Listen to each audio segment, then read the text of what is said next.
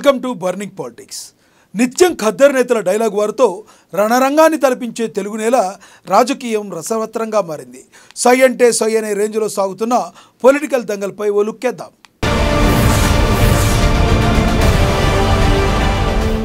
BRS అధినేత కేసీఆర్కు ఏమైంది? ప్రతి ఎన్నికలో ఏదో ఒక అస్త్రంతో ప్రచారం మొదలుపెట్టే కారుబాస్ ఇప్పుడు కంగారు పడుతున్నారా? ఈసారి సెంటిమెంట్ను ప్రజలు నమ్మరని గ్రహించారా? ఓవైపు గేట్లు ఎత్తేసిన కాంగ్రెస్, మరోవైపు కవిత అరెస్టు, ఈ రెండిటితో కలవరపడుతున్నారా ఆయన?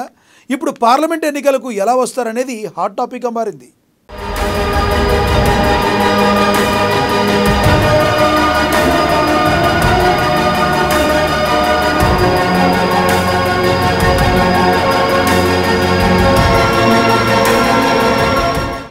రాజకీయాల్లో బీఆర్ఎస్ అధినేత కేసీఆర్ ఉద్దండుడు.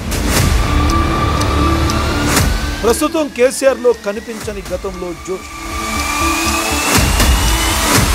లోక్సభ ఎన్నికల వేళ కూల్గా కేసీఆర్. ప్రతి ఎన్నికకు ఓ నినాదంతో ముందుకొస్తున్న కేసీఆర్. ఈ ఎన్నికల్లో కేసీఆర్కి దొరకని అస్త్రం.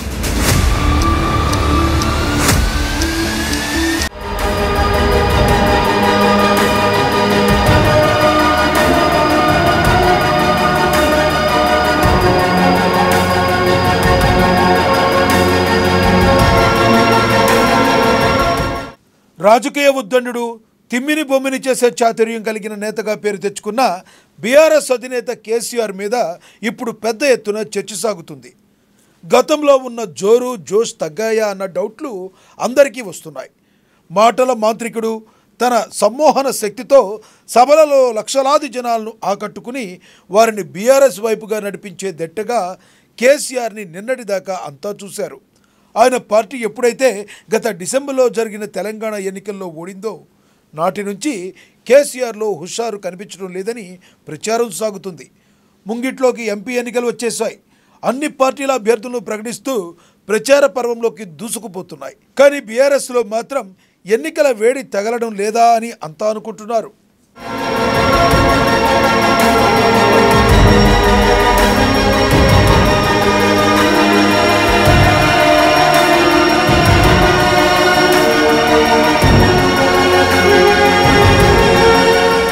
ఇక కేసీఆర్ స్టైల్ కూడా అందరికీ తెలుసు.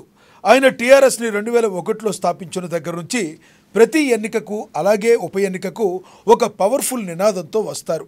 దానినే అస్త్రంగా మలుచుకుంటారు. ప్రజలకు ఆ విధంగా చేరువవుతారు. జనం నాడిని పట్టుకుంటూ ఇలా ఎన్నికకు కొత్త అస్త్రాలతో ముందుకు రావడం కేసీఆర్ మార్క్ పాలిటిక్స్. అయితే ఇప్పుడు చూస్తే కేసీఆర్కి ఇంకా సరైన అస్త్రం దొరకడం లేదా అని అందరూ చర్చించుకుంటున్నారు.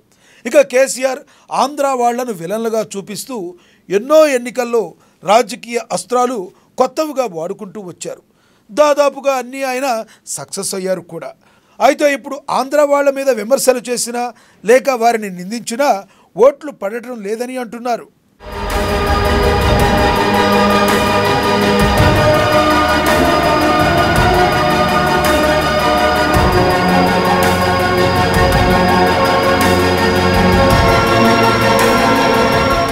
తెలంగాణ 10 ఏళ్ల క్రితం విడిపోయింది.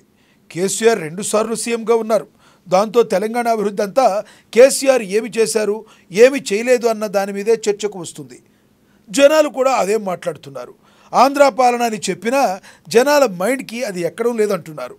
ఇదిలా ఉంటే గడిచిన కొద్ది రోజులుగా బీఆర్ఎస్లో పొలిటికల్ యాక్టివిటీ పెద్దగా కనిపించడం లేదు. కేటీఆర్, హరీష్ రావు ఇద్దరూ కూడా కవితకు బెయిల్ తీసుకుని వచ్చే పనిలో ఢిల్లీలో ఉంటున్నారని అంటున్నారు. కేసీఆర్ అయితే ఫామ్ హౌస్లోనే కూర్చున్నారంటున్నారు. అత్యంత క్లిష్ట పరిస్థితుల్లో ఉన్న బీఆర్ఎస్ వర్తమాన దశ నుంచి ఎలా గట్టెక్కాలి అన్నది ఆయన ఆలోచిస్తున్నారు అని అంటున్నారు.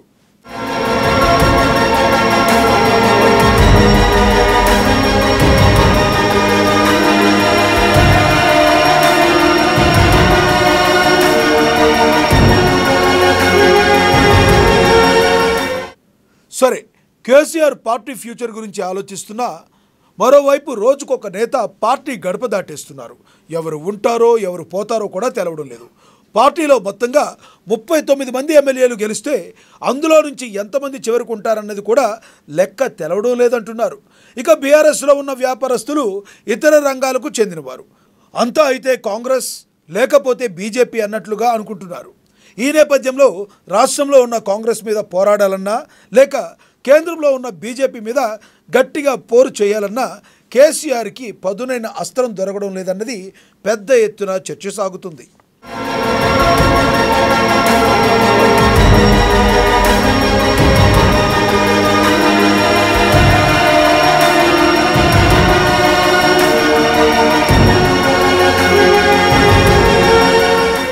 శక్తివంతమైన అస్త్రం తోడుగా ఉంటే తప్ప కేసీఆర్ బయటకు రారు అని అంటున్నారు. ఆ అస్త్రం అండతోనే ఆయన జనంలోకి వస్తారు అంటున్నారు. కానీ రాజకీయాలు మారిపోయాయి. జనాలు తెలివి మీరిపోయారు. వారు టెంపరరీ ఎమోషన్స్కి గతంలోలా అంత ఈజీగా కనెక్ట్ కావడం లేదంటున్నారు. లేనిపోని ఆవేశాలు తెచ్చుకుని గతంలో గులాబీ పార్టీ వెంట నడిచిన వారు ఇప్పుడు వాస్తవాల మీద ఆలోచిస్తున్నారు. అన్ని వారు విశ్లేషించుకుంటున్నారు. ప్రాంతీయ భేదాలు కానీ ఇతరత్ర సెంటిమెంట్లు కానీ వారు గతంలో మాదిరిగా పూర్తిగా పట్టించుకోవడం లేదంటున్నారు. దాంతో ఎమోషన్ నుంచి పుట్టి ఎమోషన్తోనే ట్రావెల్ చేస్తూ వస్తున్న బీఆర్ఎస్కి ఇది ఒక రకంగా గడ్డు కాలమే అంటున్నారు. దాంతో కేసీఆర్కి ఏం చేయాలో పాలుపోవడం లేదంటున్నారు. సో ముందు ముందు చూడాలి కేసీఆర్కి ఎలాంటి అస్త్రం దొరుకుతుందో, ఏమి చేస్తారో.